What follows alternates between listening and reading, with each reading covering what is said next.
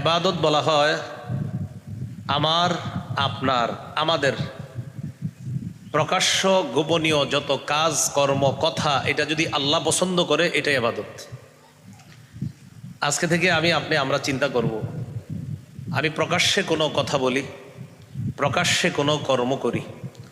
আমি গোপনে কোনো কথা বলি, গোপনে কোনো কর্ম করি, আমার এই কথা কাজ এটা যদি আল্লাহ পছন্দ করেন, বাস এটাই ইবাদত হিসাবে গণ্য করে এটার সওয়াব আল্লাহ দান করেন।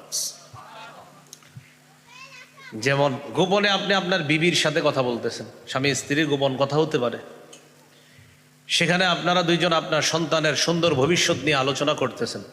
এই যে আপনাদের গোপন আলোচনা, বাস এই কথাগুলাকে আল্লাহ ইবাদত হিসাবে গণ্য করে সওয়াব দান করবেন। তাহলে আবিধানিক অর্থ নত হওয়া, বিনয়ী হওয়া, পারিভাষিক অর্থ